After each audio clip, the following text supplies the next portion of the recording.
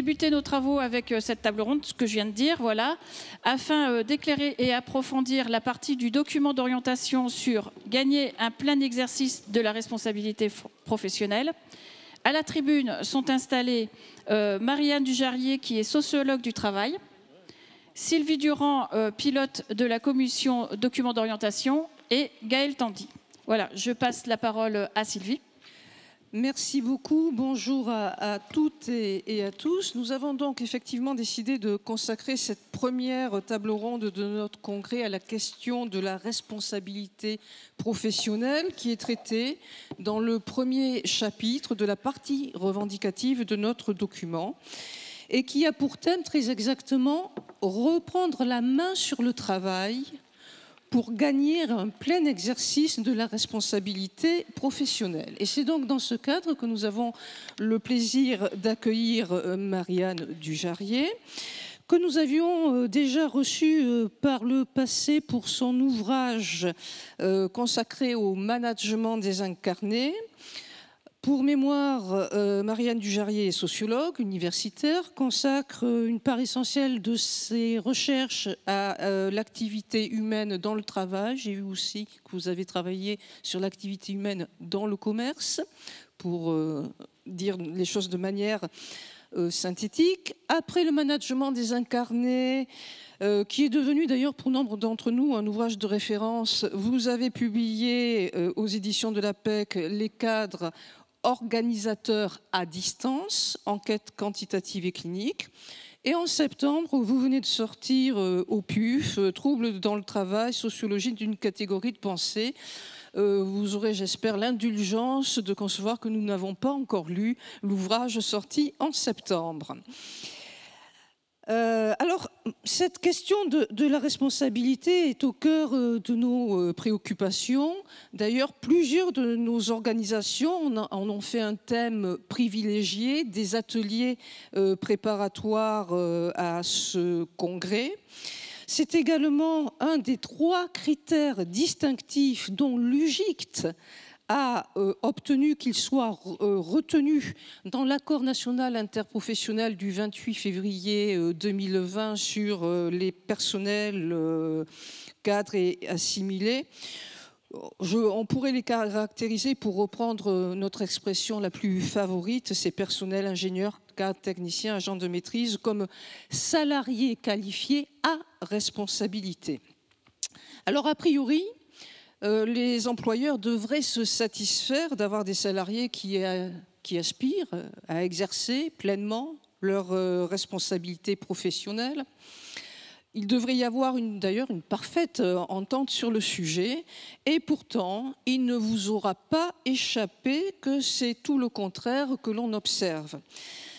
C'est sur ce terrain, et la crise que nous traversons l'a encore mis en lumière, que surgissent les conflits avec un patronat ou plus généralement des employeurs, y compris publics, qui refusent l'irruption des personnels d'encadrement sur le terrain des choix stratégiques qu'implique pourtant nécessairement l'exercice de la responsabilité. Excusez-moi, juste avant de laisser la parole à Marianne Dujarier, on va quand même laisser la parole à une militante finlandaise qui s'appelle Lotta Savinko, qui va évoquer la question de la responsabilité en lien avec la question de l'égalité femmes-hommes. Et après, nous inviterons Marianne Dujarier à réagir. Donc, voici Lotta Savinko. Ladies and gentlemen, I thank you for the opportunity to send our greetings and reflect shortly the proposal of Pay Transparency Directive and Gender Equality in Europe. On 4th of March 2021, the European Commission proposed a directive of binding measures to promote pay transparency in Europe.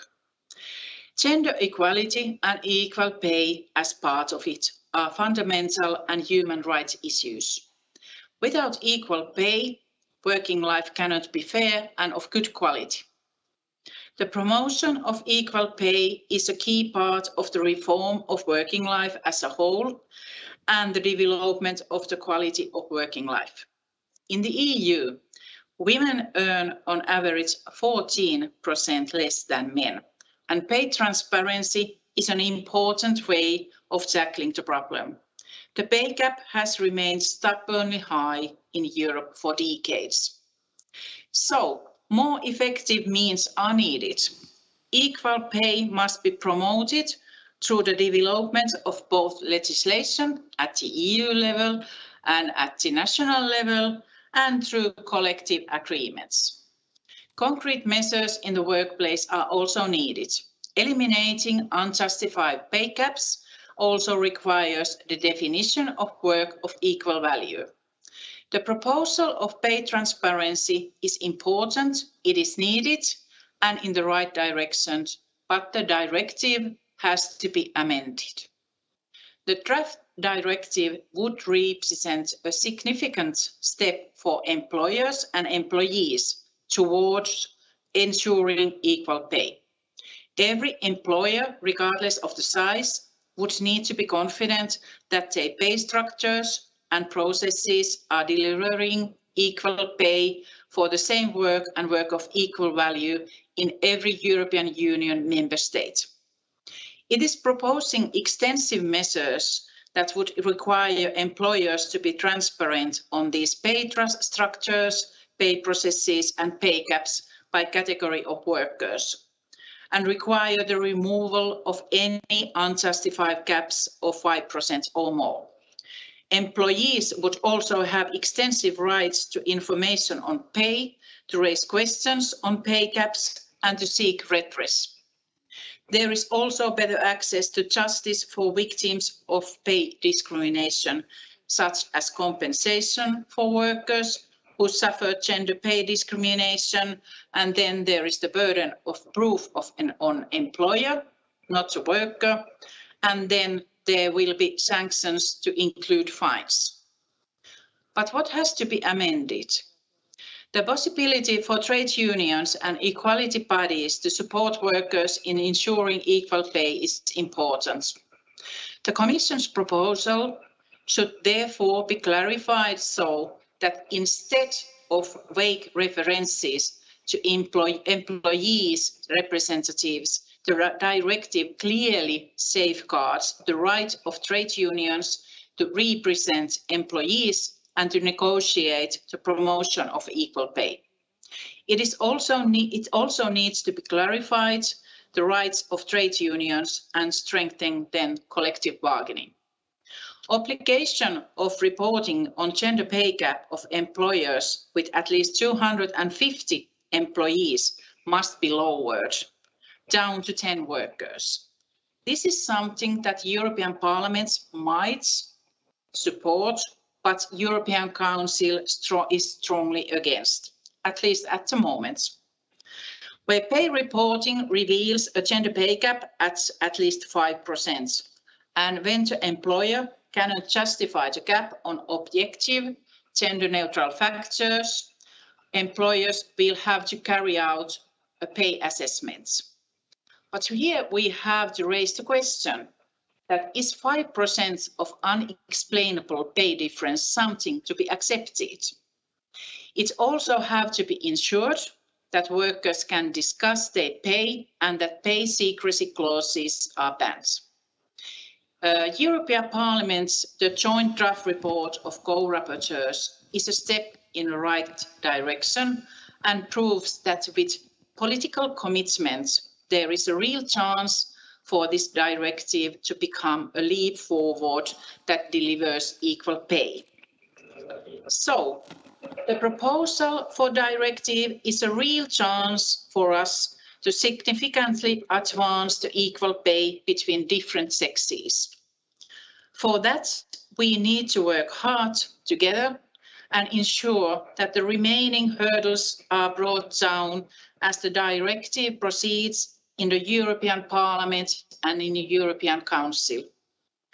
And to make sure that we will get a directive that makes a real change and that women workers and their unions have all the tools they need to close the gender pay gap in Europe. I wish you good discussion and successful Congress. Thank you.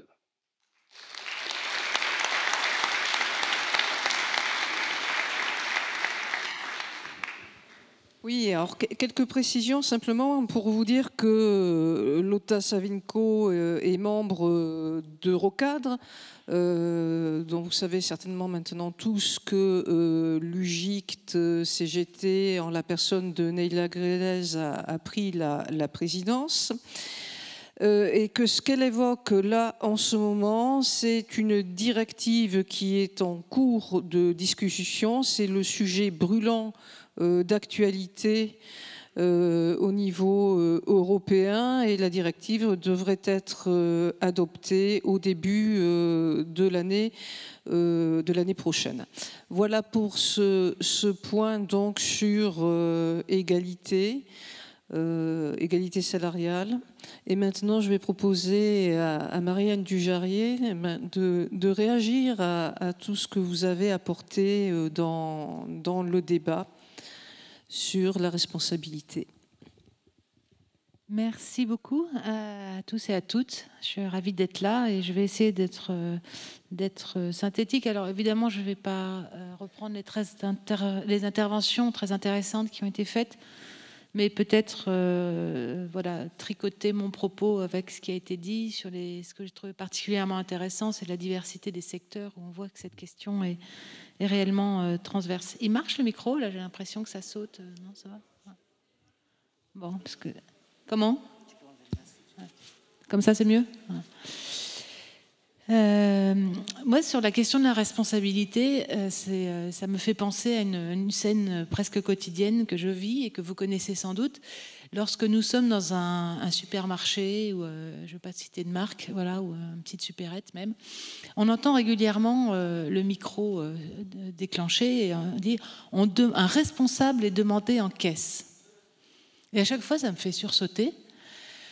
Pourquoi? Parce que je me dis, mais les caissiers, les caissières qui sont là, qui, de manière, je trouve, assez responsable, manipulent les quantités d'argent, font face à une grande diversité de clients, tout en transportant énormément de choses, seraient-ils et seraient-elles totalement irresponsables? Je me mets 5 minutes à leur place, je me dis, mais c'est quand même assez étrange, quoi. C'est qui est responsable? Alors cette petite anecdote, pour moi, elle signifie aussi qu'il n'est pas certain qu'il faille prendre au pied de la lettre les discours qui disent « vous êtes responsable ou vous êtes irresponsable ». Parce que désigner un responsable, c'est toujours désigner un irresponsable en creux. Or, il ne me semble pas que les caissières soient totalement irresponsables. En tout cas, je pense qu'elles ne seraient pas d'accord avec ça. En fait, ce qui est intéressant, je trouve, là-dedans, c'est l'idée que les cadres sont aujourd'hui devenus des managers. Et dans ce glissement sémantique, il y a l'idée que le cadre n'est plus simplement là pour exécuter et faire exécuter des tâches prescrites, mais plutôt pour, passez-moi l'expression, se débrouiller, et je suis polie, avec toutes les contradictions qui leur tombent dessus. Donc quelqu'un qui est moins obéissant, en fait, que capable de faire face à toutes les contradictions qui lui viennent non seulement de ces hiérarchies, puisque on le sait maintenant dans les grandes organisations, hein, les cadres notamment opérationnels ont plein d'injonctions qui viennent de directions différentes, mais aussi peut-être avec les contradictions plus largement sociales, quoi. Donc dans ce passage-là, je trouve que la question de la responsabilité change un peu. C'est-à-dire qu'effectivement, on dit aux cadres maintenant, vous êtes autonome et responsable. C'est maintenant un slogan qui a une trentaine d'années, qui va tout à fait avec le néolibéralisme. Qu'est-ce que ça veut dire? Vous êtes autonome et responsable dans le monde contemporain, cerné, on le sait, de risques. On est dans une société dans laquelle le mot risque a pris une place centrale aussi, et je ne parle pas que des risques psychosociaux, mais aussi les risques évidemment d'accidents, ça a été évoqué, et les risques financiers, et les risques de communication, et les risques commerciaux, et les risques de tuer ses patients à l'hôpital, et le risque écologique évidemment. Montée des risques, discours de la responsabilisation des managers, et simultanément, on sait aussi, une multiplication des dispositifs juridiques qui tendent à chercher des coupables. Parce que quand on parle responsabilité, on a vite le mot culpabilité qui court derrière.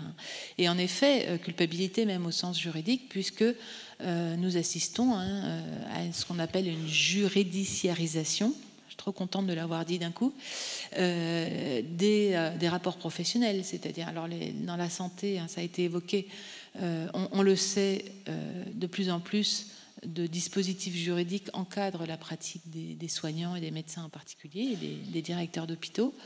Mais c'est vrai dans un nombre croissant de secteurs professionnels. Donc, parfois, vous, managers, ingénieurs, techniciens, vous êtes obligés d'adresser votre action non plus à celles et ceux qui vont acheter les produits que vous fabriquez ou les services que vous produisez, mais parfois au juge. C'est-à-dire que le juge rentre dans la tête et dans l'espace professionnel de manière croissante, avec donc tous les risques de stress que ça peut d'ailleurs engendrer.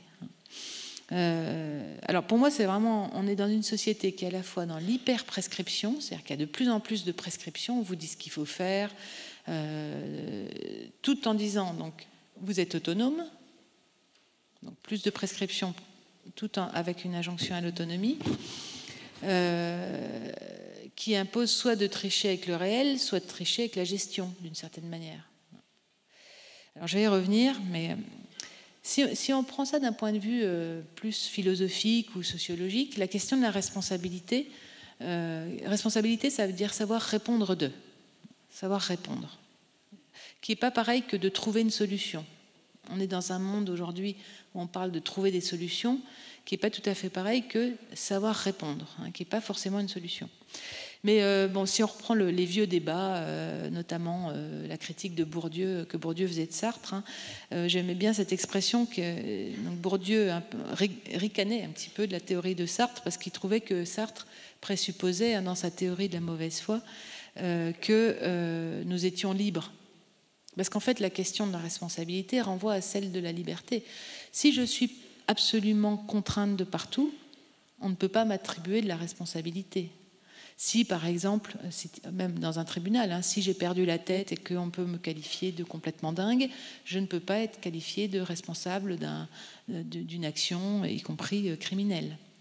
Donc la responsabilité présuppose la capacité consciente d'exercer une certaine liberté.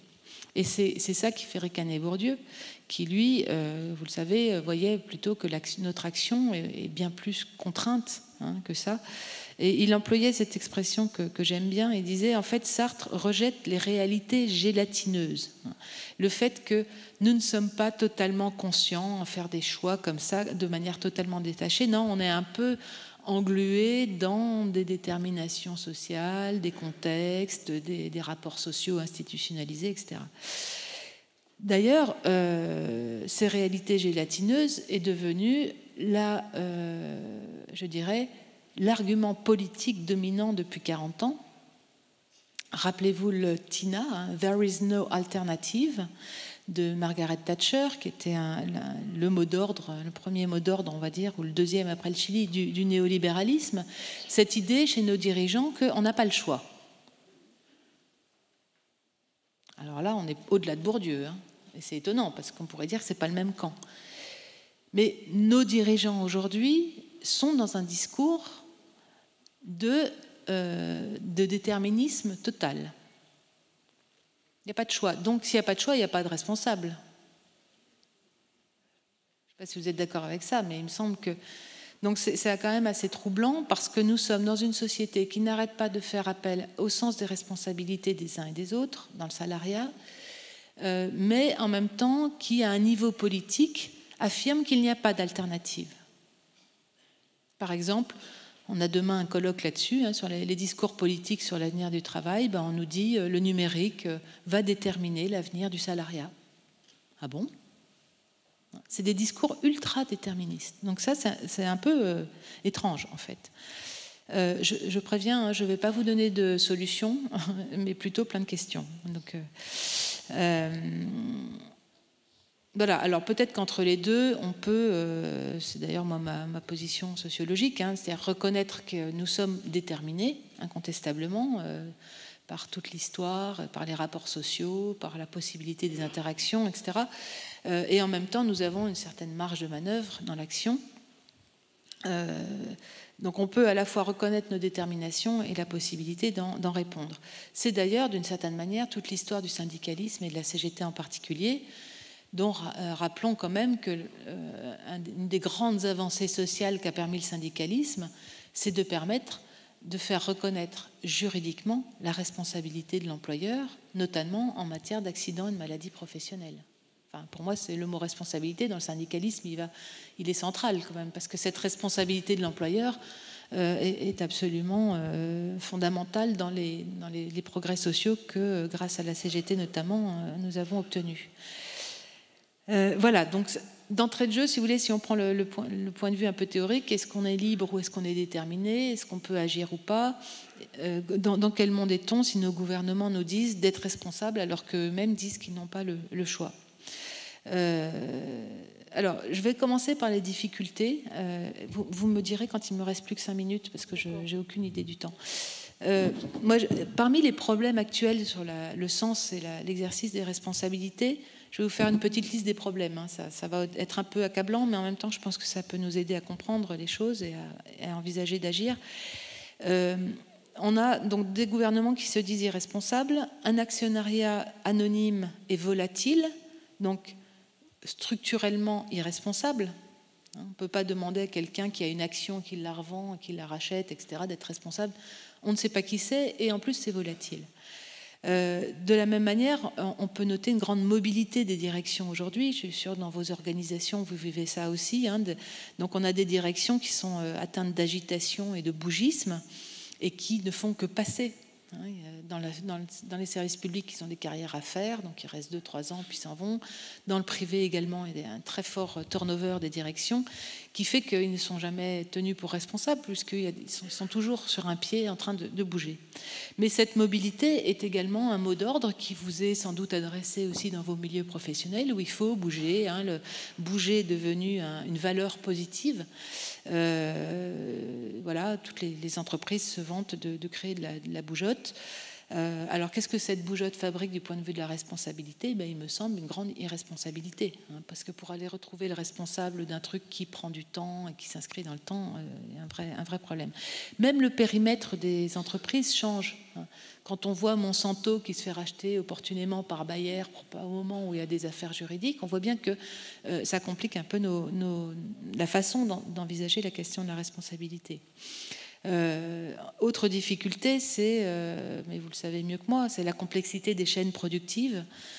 Aujourd'hui, notamment des chaînes productives qui peuvent être mondiales et surtout qui s'affranchissent du droit du travail, puisque de plus en plus, ces chaînes productives sont une cascade de sous-traitants, donc il nous fait changer d'idée de la responsabilité au sens du droit du travail, mais plutôt nous amène dans le champ du droit commercial, qui est complètement différent, d'un droit commercial par ailleurs international. Donc on voit bien que les chaînes causales sont de plus en plus dures à remonter.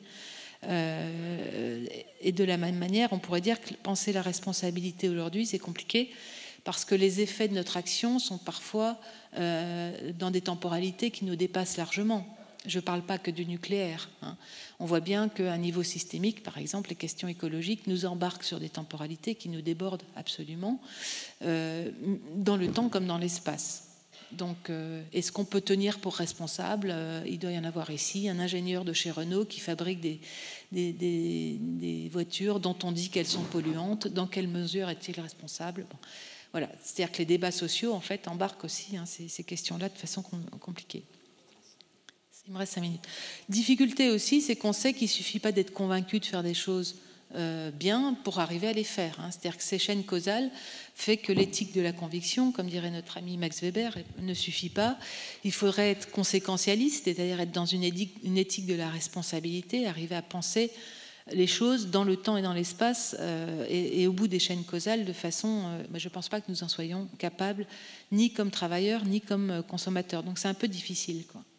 Mais au-delà de cette difficulté, si on se rapproche un peu sur les dispositifs managériaux actuels que j'ai notamment essayé d'analyser en tant que sociologue, ce qui est difficile, c'est qu'il y a une très très forte individualisation de la responsabilité aujourd'hui.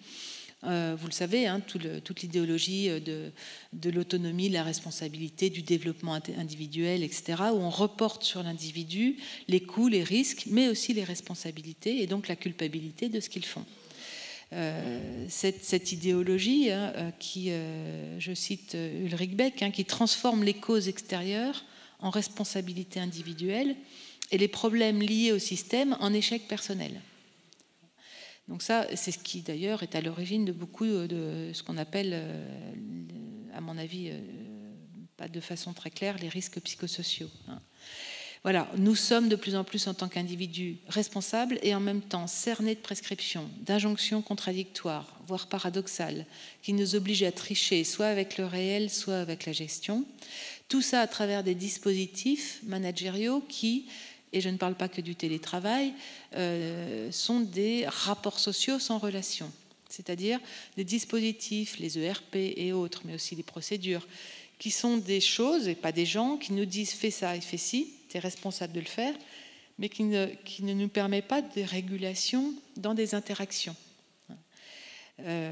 Voilà, dispositifs qui sont faits par ceux que j'appelle des planeurs, c'est-à-dire des gens qui sont très loin de l'action, mais qui mettent en place donc des dispositifs encadrant notre action de managers, mais aussi de techniciens, d'employés, d'ouvriers, etc.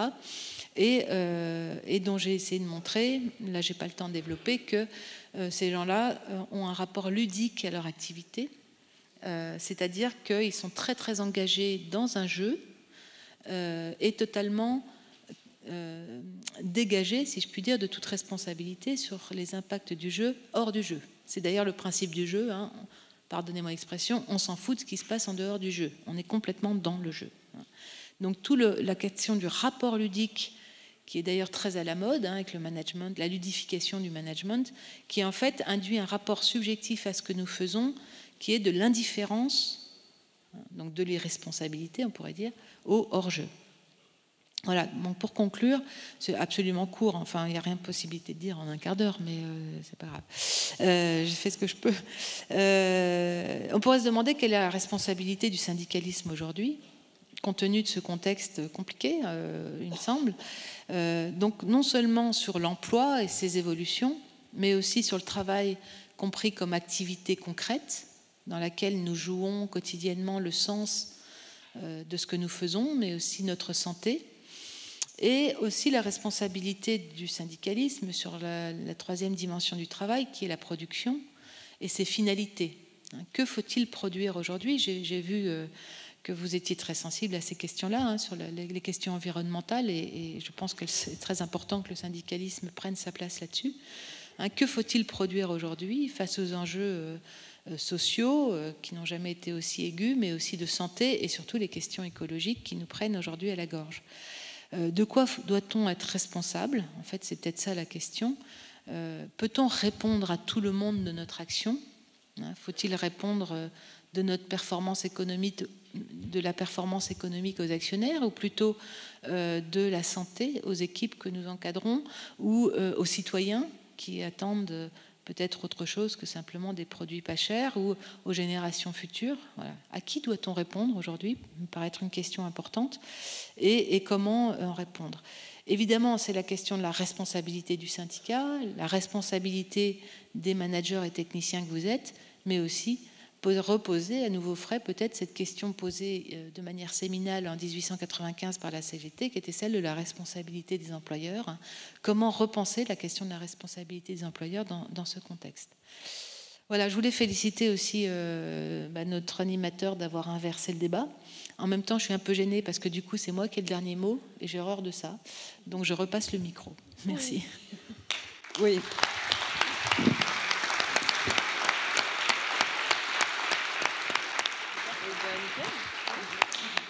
J'étais supposée avoir le dernier mot, et alors franchement, je ne l'aurai pas, parce qu'après un exposé aussi brillant, détaillé, synthétique et qui problématise autant les sujets qu'on a d'ailleurs essayé de traiter dans notre document d'orientation au travers des 3 chapitres, dont le produire et consommer autrement d'ailleurs.